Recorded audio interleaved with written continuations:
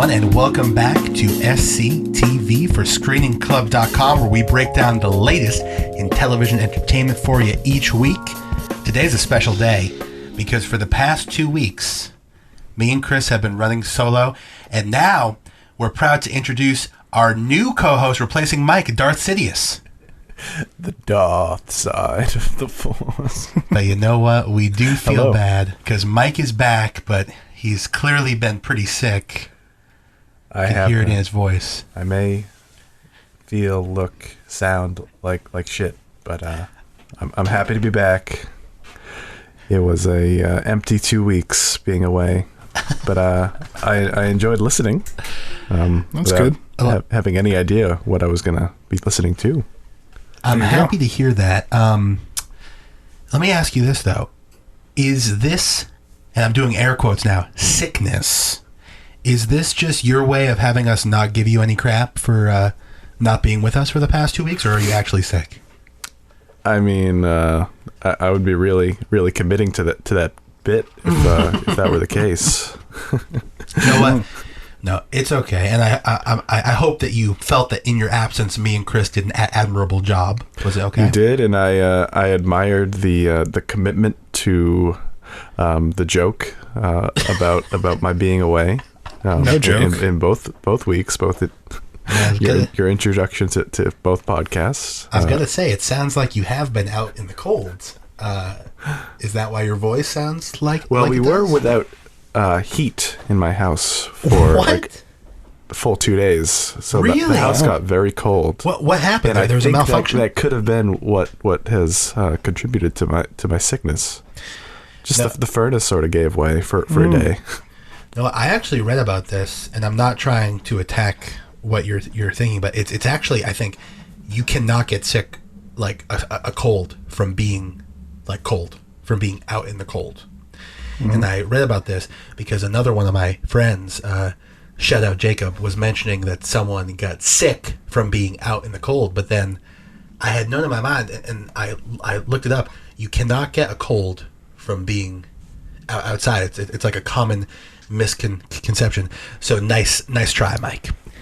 Anyway, all I know is that I went to bed feeling okay. I woke up the next morning freezing and feeling like shit. I hope that you feel better. I hope that you feel better, Mike. Chris, how are you doing? I'm doing good. What's going on with you? You have anything go down this week? Nothing too crazy. Just trying. We're going to the Super Bowl. No, what? Not okay. Me individually, but our team. Yeah, the Patriots are going to the Super Bowl. Congrats. Man, he could really be talking about any number of years, though. This could be recorded for a whole slew of years that we went to the Super Bowl. But know what? It's going to be electric in New England for a couple of weeks here. My God. I think it was a surprising game. It was a great game. It was. Still, even when Antonio Brown gets shut down, still gets like 80 yards, you know? That's like shutting down Antonio Brown. It's a good man. Know who I'm more scared of than Antonio Brown, though? Julio Jones. Yeah, he's on fire after that game. I know, but the Patriots are pretty on fire too. I think that's going to be interesting. They both did really well.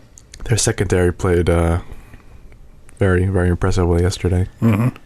Yeah, that was a great game. I was pumped up. I was pumped up. It's going to be an interesting chess match. That's for sure.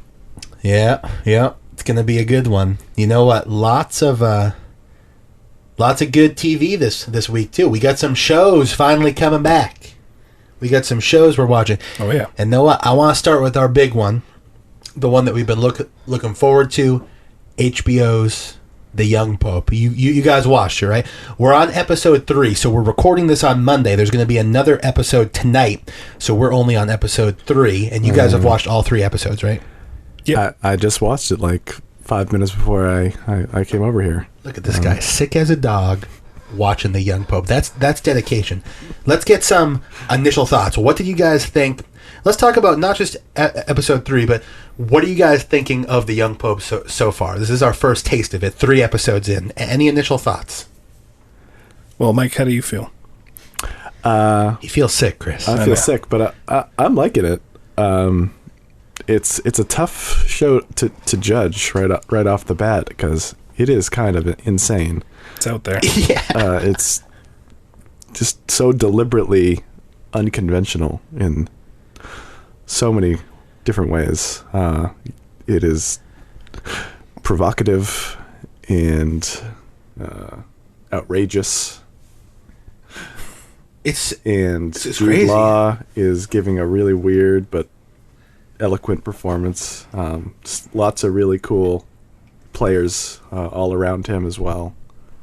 So yeah, I'm liking it. I'm liking where it's going. There's also some genuinely beautiful moments, though. Just like, Yeah, I mean, beautiful shots, each beautiful episode moments. has had those moments where you're just really impressed by the craft. Yeah. I forget the director's name, Paolo the Sorrentino. creator of the show, Sorrentino. He knows what he's doing. Sometimes I feel like I'm watching, like I mentioned this to Chris last week, but I feel like I'm watching like a foreign film, you know? Like Yeah. it just is very beautiful and like just sort of like Lots a little of bit different, you know? lots of like I'm deliberate wide shots and slow zooms and pans, and he does a lot with the lighting of certain shots that just really sort of evoke that foreign look sensibility. Yeah. It's just so funny, like that happens, but then it's just like cuts to Jude Law doing like this super American like weird thing, like just being that like the young pope. And we also got His Eminency. I'm forgetting the guy's name. Voelo Yeah, Vuelo. finally said, He's "We've got a young pope." He he did. said the line. and he's taken charge this week. His Vuelo. Eminency. Yep. Well, there was a struggle. He tried to take charge. Well, now he's blackmailing that Monsignor to drunk. gain information. Oh yeah, So but I mean, he's finally He's playing the doing game. something about this predicament he's in. you mean Voelo? And I don't know Yeah, if that's his yeah. name. Is doing something like. Didn't at the end of this episode, like Jude Law, like called his hand or whatever, and like forced him to tell him exactly what happened and devote allegiance to him? Like, remember, he called him in and so, like, he found out everything. He found out why they voted him in because they wanted to use Yeah, him but as a puppet. don't you remember that scene with Vuelo and that Monsignor where he's in his bedroom and he pulls out the liquor store of alcohol from under his bed and says, "Tell me everything that he tells you, or else I'll share with him." Yeah. Oh, okay, but did that happen before or after? But I don't think they're related. Oh, okay. Scenes are That was related. one of the last scenes of the episode. Okay, yeah, I guess I watched it a little while ago, so it's definitely more fresh in your mind. Do you think? Okay, so let's talk a little bit about this episode. But Chris, what were your thoughts, and what are your thoughts so far? You haven't shared as much. Well, last episode, me and you kind of gave our general thoughts. I've been liking it a lot. I like this episode seemed like a different score, more synthy score. Yeah, they have that cool like theme where it's like sort of like the high string synthy thing, and then like doom doom doom doom like Yeah, and I that really sort of, liked it, bass yeah. thing. Oh, it's They pretty cool. returned to that track, that same track they used in the previous episode, that like sort of upbeat synthy track Yeah. that doesn't really jive with the tone of the show. But Yeah. I I kinda mean, like that's it. sort of like the point of really. Yeah. He is a young pope, uh, Mike. That was pretty cool. What do you guys think of, like, he continually, like, blatantly or, like, sort of offhandedly refers to, like, doesn't believe in God, like, thinks he is God, maybe, like, all this crazy, like, I'm so confused because his whole thing is, like, I'm bringing back extreme conservatism, but also he doesn't believe. I think it was Voilo who made the point this past episode that he's extremely like contradictory. Yeah. And like there's just sort of this underlying feeling like throughout. I mean that I'm getting that he's just sort of making everything up as he goes along. Yeah. He sort of has this motive. He has this plan that he's sort of striving towards, I think. But well, it's sort of unclear what that is. All we know is that he is just a crazy man who's intent on shaking things up as much as he can. But like, what was the deal with when he first approached his mentors at Cardinal Spencer? Yeah, I think the older guy. He was like begging him, "Please help me. I need you to help me." That doesn't seem to fit with what he's all about. And then when he didn't help him and found out, that's also kind of how he first spoke to Sister Mary originally. He came to her in need of her guidance, in need of her help, and then as soon as she became willing to give that to him, he kind of became very cold towards her. But I'm wondering... that's sort of a theme here, I'm noticing. But is it like he felt that, like he found out, however, if it wasn't correct or whatever, he thought that she was trying to take power from him. That's when he turned on her. And then he felt that Spencer had betrayed him, right? That's why he sort of turned on him too. So I'm wondering, might it be that some of that is genuine and he really is just so vindictive and so that he like cannot take even the thought of someone turning on him? Because I thought it was pretty genuine when he went to Cardinal Spencer and was like, "Please help me." He was like, "I really need your help." And then he just turns on him, So I don't know. It's I think that's true. He seems generally irrational. Yeah. So where his thought process is on any given moment or issue is, it's always sort of up in the air. Now we also got our first taste of, well, not first taste of a flashback, but I think first taste of these sort of like mix, like weird flashbacks where like it's current times, but also like a vision almost. Yeah, like when he's running around, and also got first sighting of friend of the podcast, Colin Smith. Shout out Colin. We're looking forward to more of that. Him. I don't know. It's mysterious, right? Very mysterious. What was he doing there? Like he was rocking a mean hippie beard. God, that was a nice beard. You know what? Colin was not fooling around when he said he had a beard at premium levels in the young Pope. Yeah. But I'm thinking like, clearly that was to demonstrate to us that he really has this internal struggle with his parents, right? Like, I think that's what he was trying to turn Cardinal Spencer into, and then he just completely not disowns him, but I'm just wondering where that's going to go. I think we're going to keep peeling away layers of the young Pope.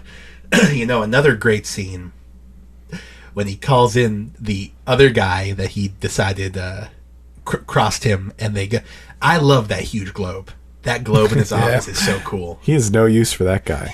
That he just cast away to Alaska. Yeah. It was a great moment because previously he threw him out of his own office to give to Sister Mary. It's unclear to me what he has against him.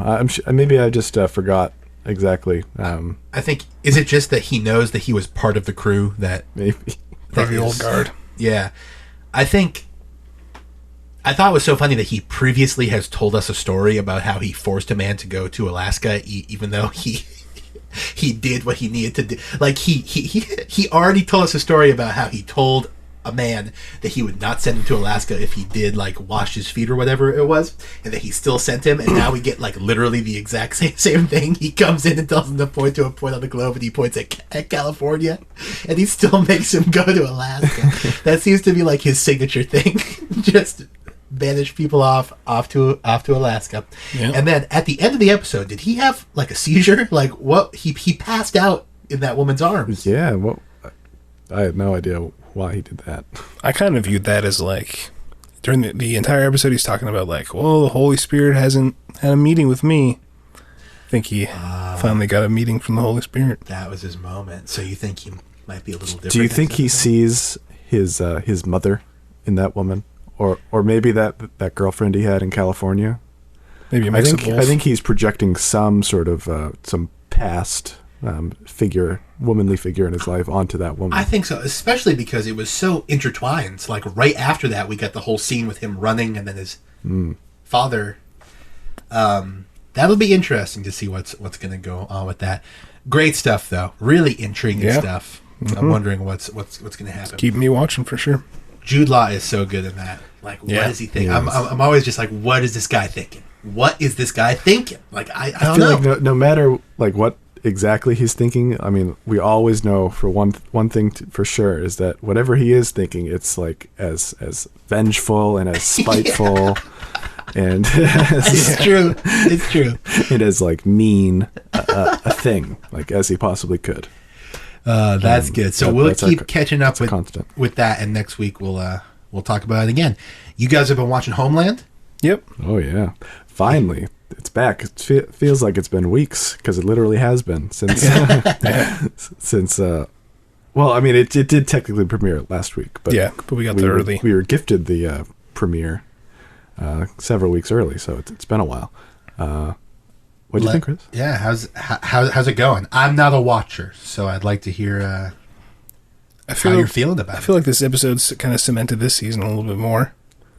You got kind of Saul got a little there. The CIA got tied a little bit more closely with Carrie. Just it's fleshing out what's going on with the case Carrie's working on. This whole CIA thing. I liked it a lot. How about you? I mean, we're still in that really like early phase, phase one of Homeland.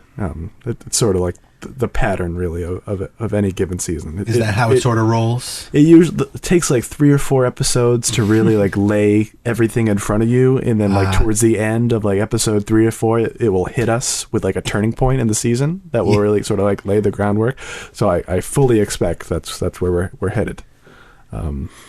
But yeah, so far I'm really enjoying it. I could do without the abundance of Quinn scenes that we're getting, maybe. Even though it was nice to see that guy return.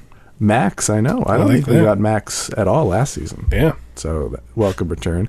I shouldn't say I could do without the Quinn stuff. I could do with a little bit less of the Quinn stuff. Like, we get it. He's Did you see, like... deeply fucked up. Did you see, like, this season on Homeland teaser? No, I didn't. Oh, okay. Then I won't mention. They showed a little bit more of the Quinn stuff. Okay. I always find that so interesting. Like, Mike, don't you never watch it? Do you never watch any of the Next On? I try my best to avoid them. I like to not do that for Game of Thrones either. Oh yeah. But Chris, do you watch them? If they're on, I'll watch them, but I don't.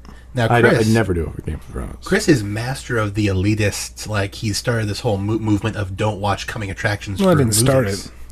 Well, okay. You didn't start it. You're just a follower and a vocal advocate of not watching. Well, Chris famously did that for Star Wars Episode 7. Maybe a little bit later, after we're done talking about some of these shows, we can talk about the great news that broke about Star Wars. I saw you posted that. Yeah. But back Wait, to Homeland. Can Chris know? Can Chris know that? Is that part of your special thing? Yeah. Okay. Oh, so you can know the title? Yeah. Well, even if I didn't want to, I already knew it. It was ruined for me on Twitter. What? Oh, okay. But Chris, how will you ever find out about a movie you might want to watch if you can't watch the trailer for it? Someone will say, "Hey, this movie was good," but then you can never know for yourself. You just have to rely. Or I'll go on Chris watches the trailers. He just Metacritic. does it. Oh, the very select few of the movies, he likes to go in as cold as he possibly can. No, but Chris has been telling me that he wants to do this more. Well, I got to tell you, it's annoying. It's very hard. I respect it. Well, okay, but trailers are necessary because you have to you have to know something about a movie to want to watch it, right? That's all I'm saying. But don't you have to know something? No, but you can get like a little. You don't have to watch a trailer to know what it's about. Someone can give you a non-spoilery. Yeah, but know what? I remember a very similar thing. Chris, there's this awesome, very intriguing show. The Capitol building got blown up. Now, did that cause you to watch the show? No, but a lot of more reasons. I'm telling you that it's a good show. Okay, who's in it? I mean, Kiefer based on that teaser alone, that's like the only reason to watch that show. Is just the idea of like living in that universe in which something like that could happen. Yeah. No other reason. I'm just saying, I think you need to put a little bit more of a plan in place, or at least think a little more about.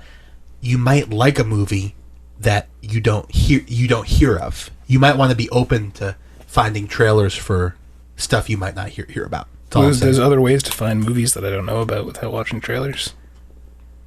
But you don't want to know anything about the movie? Well, specifically, trailers show too much of the movie. But you don't want to know anything about the synopsis of these movies? No. How you presented it to me. Sorry if you felt that way, but I just don't like watching trailers because they give too much away. Okay, I just find it interesting. Now look, I have a quick hit. Anyone else have a quick hit? I don't... Were we done talking about Homeland? Okay. Sound like you Guess we guys can were be rounding done. it out, but you absolutely can continue talking. I guess there really is. It's just episode 2, so there's not. I did really want too to much bring to up the talk about. point though about this latest development involving Carrie playing as a secret advisor to the president-elect. Yeah. I mean, what does that say about that president-elect's judgment? That she's willing to enlist the help of a woman as historically crazy and unstable, unreliable, as just sort of outwardly, what's the word? Insubordinate. She might not know the whole story. Huh? She might not know the whole story.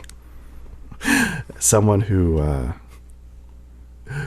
had an affair with like the world's most wanted terrorist and birthed his child. That's why Sounds she's absolutely insane. Well, that's why she's a secret advisor. As Saul said, it wouldn't look too good if this Wait, came out. That woman's an advisor to the president, That's the star of the show, President-elect. Carrie. and has a love affair with a terrorist. She did. Had. Oh my god! And a child with him. Yep. Wow. I've always been curious about how that played with the rest of the world.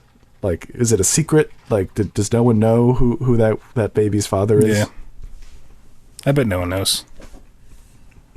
That's pretty crazy to raise the child of the world's most famous wanted notorious terrorist. Like, what if like some random CIA agent had like the baby of Osama bin Laden? Like, what would happen? That's insane. It's a little bit different than that, but Is it? yeah, because he wasn't just a terrorist. He Osama bin Laden wasn't just a No, terrorist. but like it would be like if Osama bin Laden Sure, Osama bin Laden's family thought very highly of him. No, it would be like if Osama bin Laden's family. No, if Osama bin Laden like changed sides and then did Yeah, some but great it's not things for like- America. It's not like you can attack America and then be like, know what? But- Hopping on board. But he sort of switching did, sides. didn't attack America. There's all these I mean, twists yeah, and I mean, turns. it's a lot okay, of, you're not talking about Osama. No, I'm talking in the show. I'm talking about Brody in the show. because a lot that's of, not something you want out conflicting there. opinions out there. He didn't really attack America. Chris Moore on Osama bin Laden is not a quote we want out there. You were talking about the guy in the Brody. show. Brody, yes. Sergeant Nicholas Brody. Okay. Nicholas Brody. Well, that sounds like a really intriguing show. How many episodes are we in? 2. 2 of season 6. Now, well, first, let me say, any more thoughts on Homeland? I would hate to put any sort of, cap on this I'm terrorist sure there'll talk. be more later. So good. So far, so good. Yeah. I've actually now thought of 2 quick hits. Is it going to be weird if I bring up a random episode of Black Mirror right now? Because If you'd like. I've watched them all, and I hadn't watched a really? single one when you got... Well, I think I've watched... No, what? The only one I couldn't get through, and this isn't the one I want to talk about, but the only one I have not watched all of, I only watched half of it. I'm assuming maybe the end is great or something.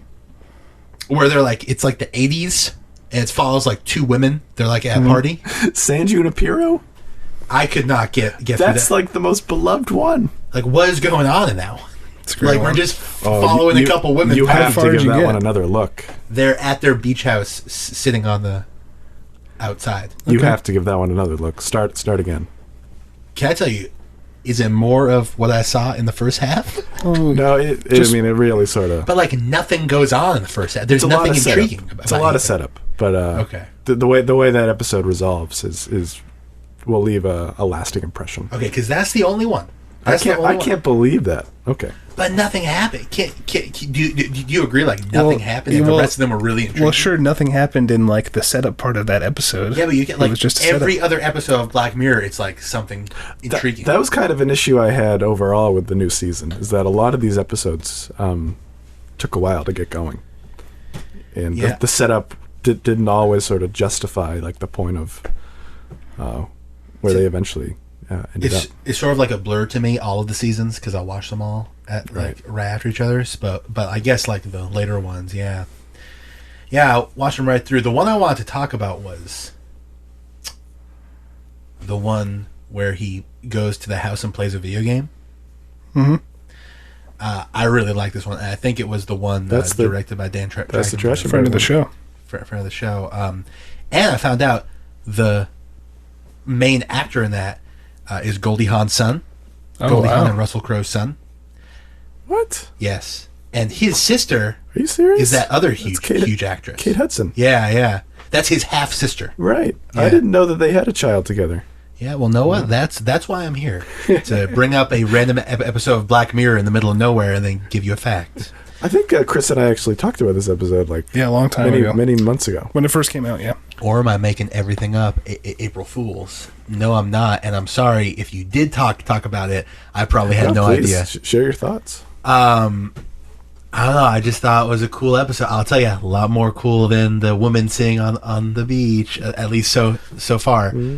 I really enjoyed that. Like, I don't know if I should give it away. Well, I guess spoilers for this episode, everyone. I just thought like everyone on that episode did a really good job too. Like, I know there wasn't that much, but like him and the main woman that was leading him through stuff. Like, I just enjoyed that. Like when he got in the house, like it was like very meta. Like, oh, I know what's going to happen now, and then it sort of broke him down.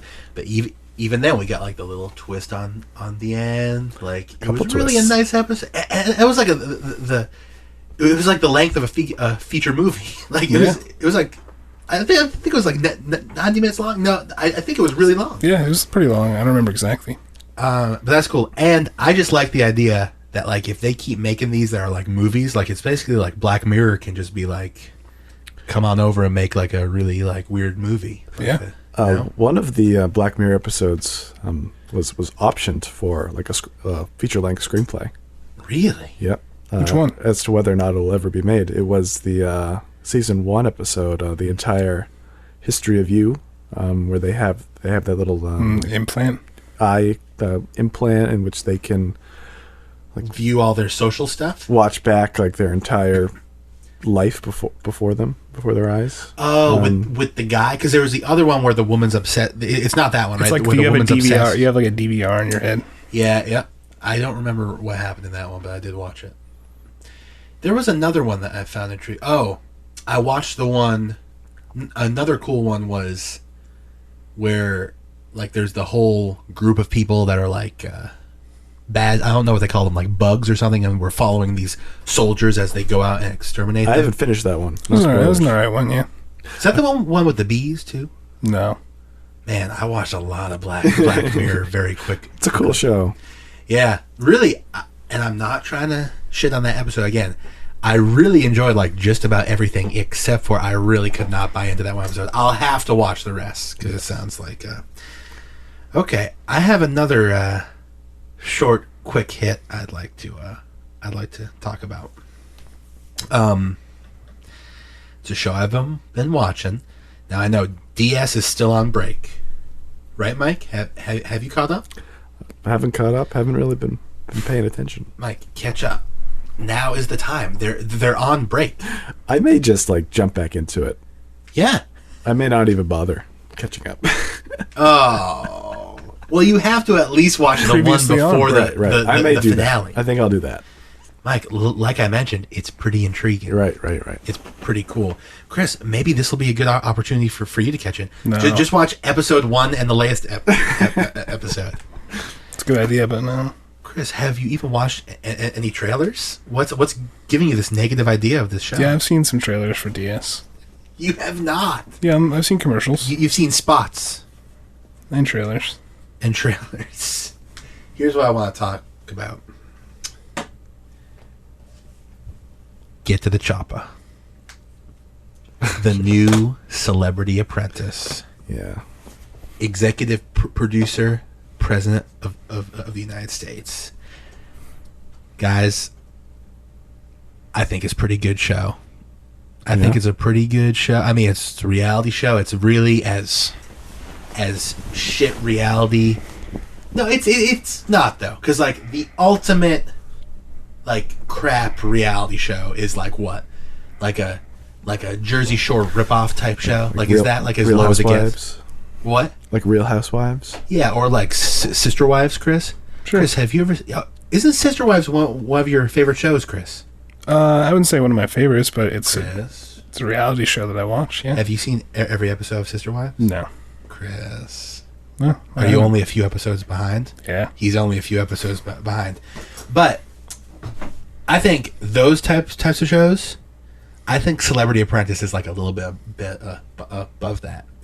I think it's intriguing because there is a little like, let's watch them like try to market stuff. Like it's sort of cool. And they're raising money for charity. And Chris, this week, remember how you said you liked back in the day they would make, like they made a Snapple, they made ice cream? They made a candy, Chris. Wow. I don't know if it's gonna be sold though. Okay. It's like Warren Buffett. You know, I believe it was Warren Buffett. He owns a candy company. Okay. And they made candy, but this is like old school candy, you know, like the kinds that come in those boxes. And they made those. So maybe I can get us those candy and we could do a taste test. Sure. Okay. Is there anything I can do to get you guys to join in on Celebrity Apprentice? I'd love to do a screen bet. There's nothing you can do. Not happening. Do you watch any reality shows, Mike? I don't. I'm actually pretty like ardently against watching. Some might say the NFL is a reality show. I mean, I guess that's as far as I'm willing to go. What about Hard Knocks? I'm not against Hard Knocks, but I don't watch it. What about like a documentary series? Yeah, I'll watch a docu series. Well, I think this is pretty close to it. No, this is pretty close. No. Well, it's a game show. Yeah. Well, just because there's a competition doesn't mean it's not. I watched The Chair from a few years ago. What was that? From a big-time Hollywood producer, friend of Ben Affleck, Chris Moore. His show. What is that show? Where he took two aspiring filmmakers and had them produce and direct their own feature-length film, go off the same exact script. Oh, that sounds pretty cool. But like two entirely different like productions, creative point of view, sensibilities. Why is it called The Chair though? The director's chair. Oh, okay. Not a great name. Yeah, I mean, when I hear the Chair, I don't think any of what you just said at all. No, yeah. I thought it was going to be like a game show where the person has to sit in the chair and like some sort of like physical challenge. Project Greenlight is a better title. Yeah, it sounds a lot like Project Greenlight. Well, not a lot. Well, slightly like Chris Moore worked on Project Greenlight. Mm-hmm. So we know we know that. But anyway, guys, all I'm saying, okay, can you do one thing for me with the celebrity? Not watch it, just hear me out. By next week, will you look at who is on the show and just arbitrarily pick who you think is going to win, and we can see if you guys who know absolutely nothing about anything with the show can pick better than me. Is Little John on this season? No. Oh, okay. But we've got a lot of decent people. Next week, well, like I mentioned that 1 week, Chris, there's really no one with like I feel like there's no crazy personalities. Like everyone's pretty laid back. Like I guess, sort of like as far as like out there personality, there's like that Carson Presley. I think his name is, the sort of flamboyant. He seems like a cool guy though. I really like, but he's sort of like his personality is really big. But there's not really that, like a lot of them are like sort of like laid back, like sort of like I don't want to talk, but just take a look at the list, okay? Sure. I got this on record. I'm asking you now, so go ahead and do that. And Mike, I know you didn't watch this, sorry, but Chris, we should talk about Taboo. Yeah. Do you not want us to spoil stuff? We can speak vaguely. I would like to catch up. So We can if speak you, vaguely. Wouldn't mind keeping it vague. I did like how this episode there's a lot more talking from Tom Hardy in general, and I liked how a lot more characters were introduced with a lot more different goals. We can start to see some things happening now, because the first couple of sorry, Mike, I don't want to ruin anything for you. The first couple episodes were really like. There's only been 2. Yeah, sorry. The first episode was like, who is this guy? Like, what the hell is going on? Have you watched the first episode, Mike?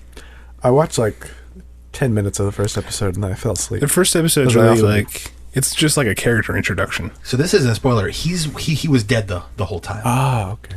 No, I'm just kidding.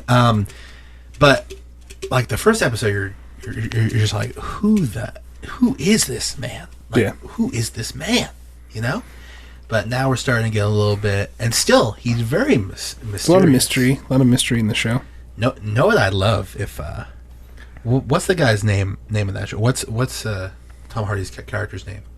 Do you know? William something?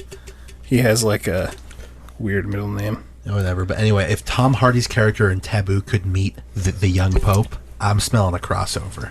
What do you guys think?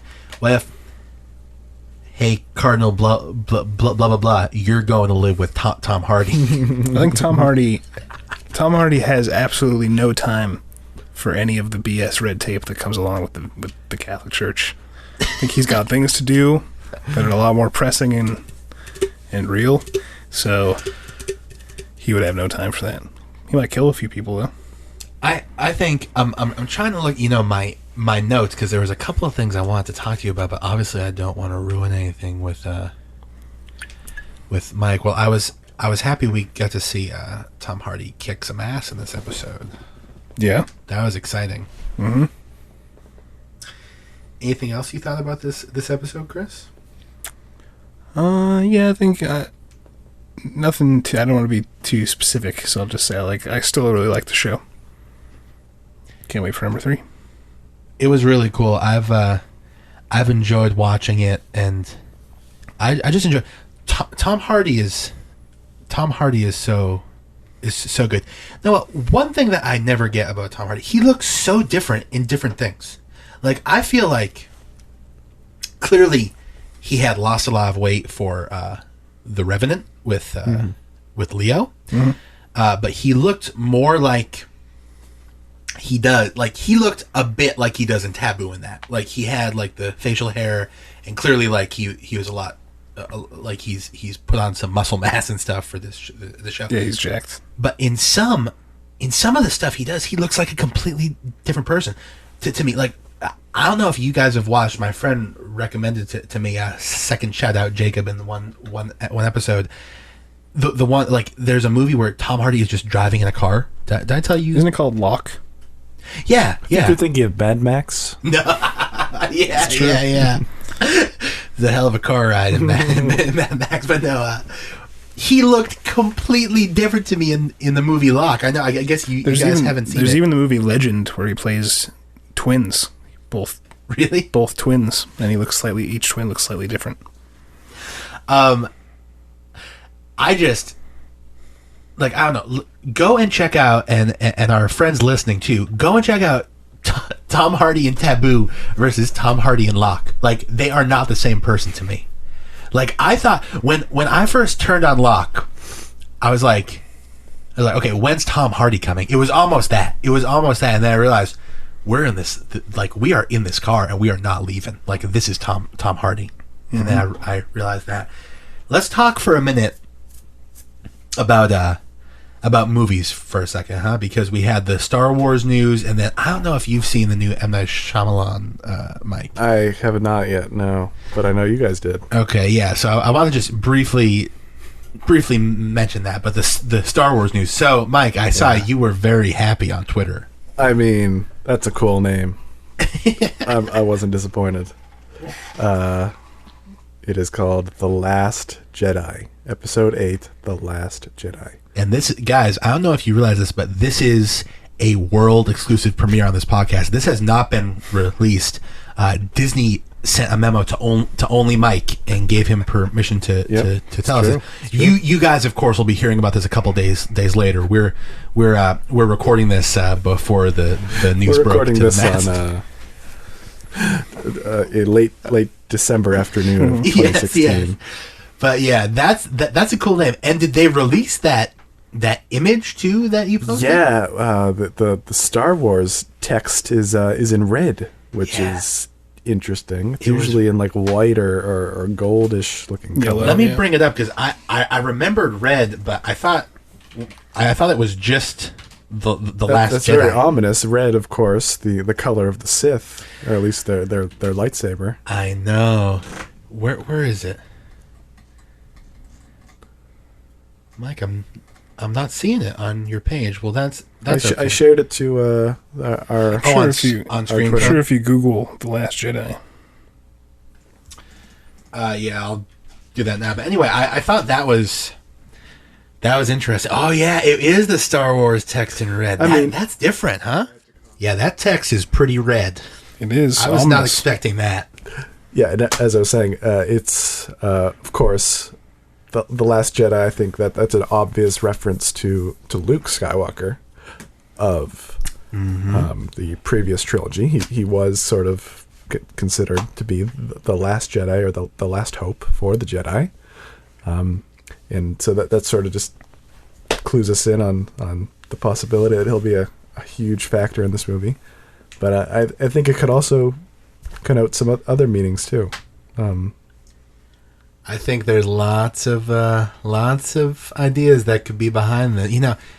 Cool thing about Star Wars, they release one little thing like this, and there's going to be months and months of speculation just about this. You just got to think that first teaser, first trailer it's on its way. Yeah, I feel like I'm going to say within the next 2 months we're going to get something. Probably. Yeah, and I'm so excited. Everyone loves it. It's a worldwide thing. It's just awesome stuff. And you know what? Know what I really appreciated too? I guess Rogue One spoilers, or as me and Chris's cousin Greg refers to it. What was it? Roku One. It was. He said it weird. Yeah. In fact, I can't remember how he said it. I made fun of him for it right then and there. Rogue? Rogue. It was Rogue One. Rogue One. He said, "I've been meaning to see Rogue One." and then I went to Chris and I was like, Rogue One, classic. But I really liked, I went to see Rogue One. Ruger One. Exactly. Even better. I went to see Ruger One, and it's awfully close to Ruger. And I was like, when the title came up a long time ago, and I had already read about how there wasn't going to be the opening scroll, but at that moment I was like, wait a second, are they messing with us? Because for some reason I thought if there's no opening scroll, there wasn't going to be a long time ago text either. So I was like, was this all just a sham? But I liked how there. I appreciated how they did it. It was that they gave us that little long time ago card to sort of ease us in. And then, bam, jump cut to space. I thought that was really nice. Really nice. Just quick note on Split. Now, this is M. Night Shyamalan, so we really can't say anything, because M. Night Shyamalan is all about, we can't give away anything. But Chris, you wrote the Screening Club review about it. Any vague initial thoughts you can give us? I'm not a giant M. Night Shyamalan fan, so I just thought that was all right. I read your review, Chris. And why did you read it if you didn't see it? It was very vague. No spoilers. It was very. Kept Chris, very vague. 95% of that review, Chris spent shitting on the movie. And then he was just at the end, he was just like, yep, 3 stars. Because 3 stars. McAvoy's performance. I didn't get the sense that I was reading a 3-star review. I was thinking it'd be a 1 star. McAvoy's review, McAvoy's performance lifts the entire movie up. Chris posts also the sassy negative remark on his Twitter, something like, oh, at least it was better than the Visit, or it was better than the Visit. Yeah, but Chris, I liked the Visit. I like the Visit too. The Visit had really no good acting in it. I do want to say this. It was kitschy. I was talking. Come on. I was talking about Split with our good friend Tony yesterday at work. He had seen it. Oh, Tony saw it.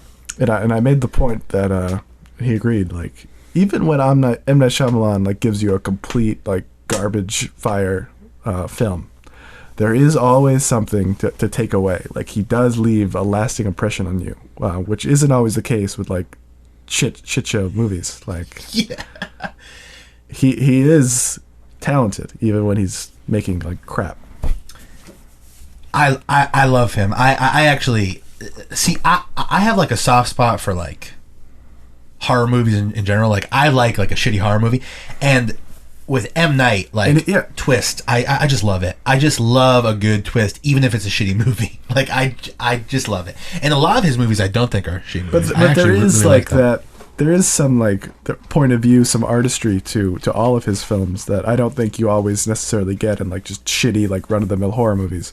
He is a really good. I think he's very talented. It's just sometimes his writing mishaps get in the way of really making a great movie.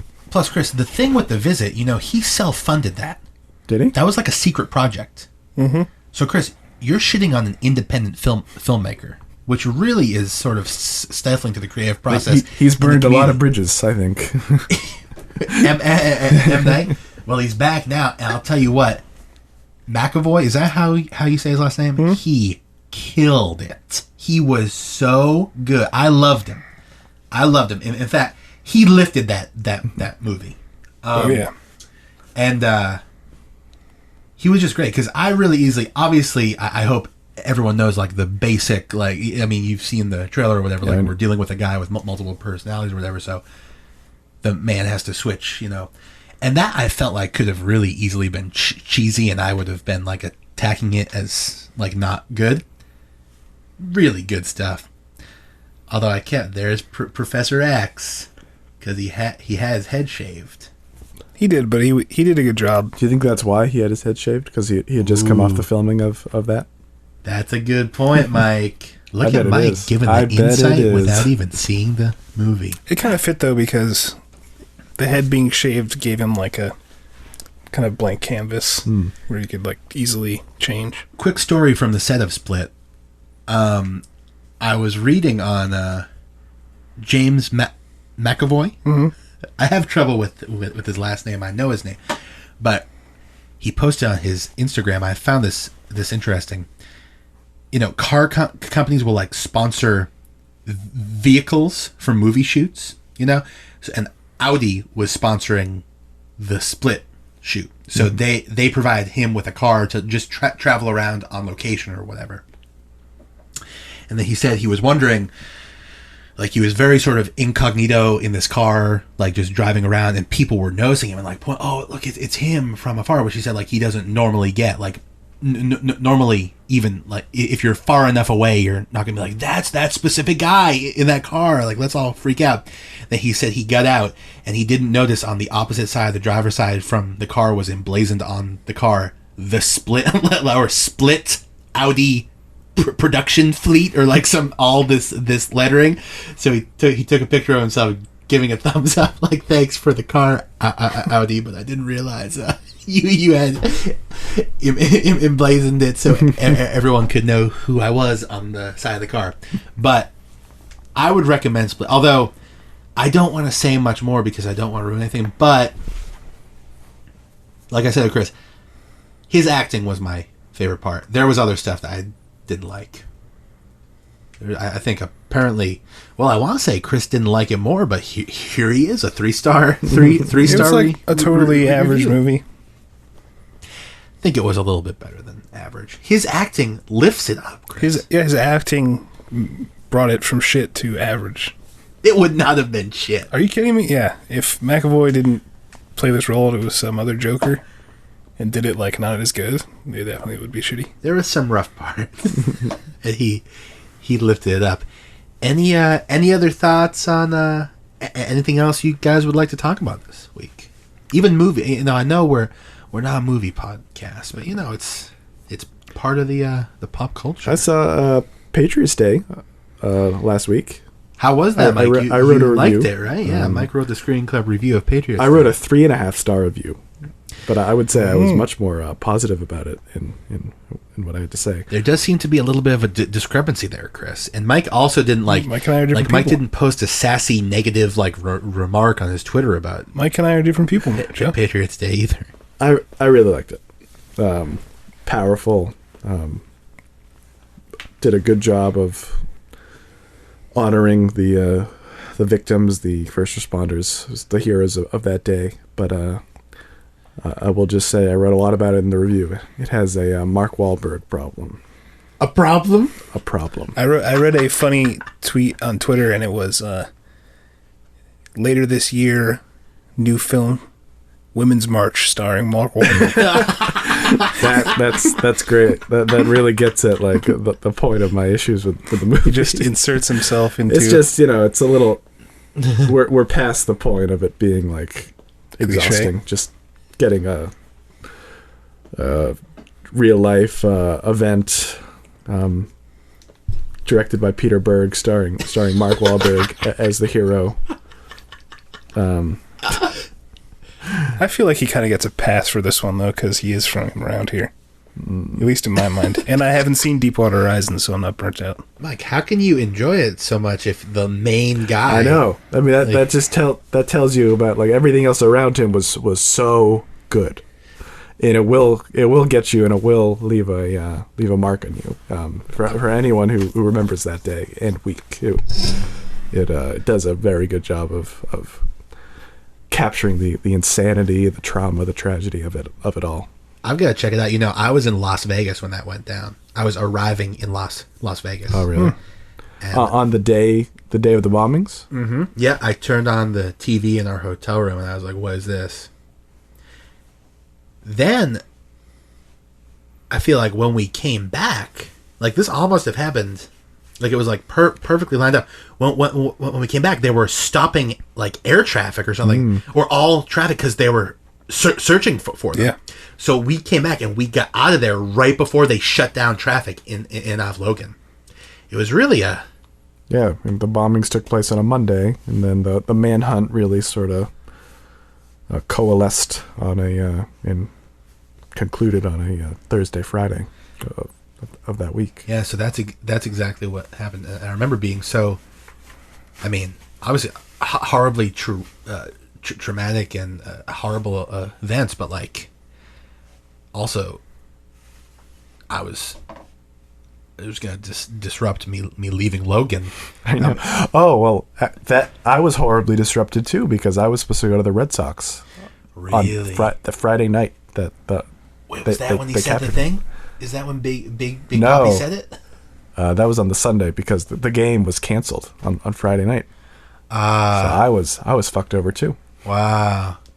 Well, I think you should be happy that they gave him the extra day so that he could be inspired to say that line because he is in the movie. He receives a screen credit because he provided like a scene that was shot specifically for the movie.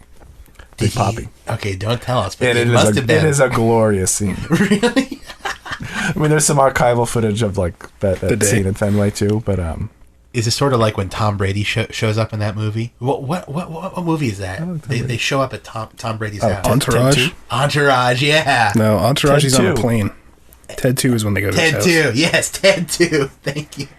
We got all the Marky Mark, if nothing else, has our back about involving New England sports stars. yes. that's what he has. Okay, very cool, awesome stuff. We have lots of good stuff to watch this week, guys. Where can we find you online, Mike? On Twitter at linguistics_screeningclub.com as always. Some nice articles on there. And Chris, where can we find you? Twitter.com/thatmorris and Screening Club. And you can find me, as always, therealjeffmoore.com, and now on my newly very active Twitter account, JEFFAM, Jeffam. And you can touch base with all of us. If you want to share comments or thoughts, you can get in touch, screeningclub@gmail.com. You can also join us on Screening Club ScreeningClub.com itself for more articles, insight, and to share your thoughts. And guys, on social media, connect with us. We get some really cool stuff coming up. We get some really cool guests and stuff like that. You can find us on, you can find us on everything, right? Twitter, Instagram. Now we get our Facebook page up, YouTube. We're all over the place. So come and reach out. We would love to talk with you and interact. Until then, guys, thank you so much for being here with us, and we will see you next week. Take care. God bless.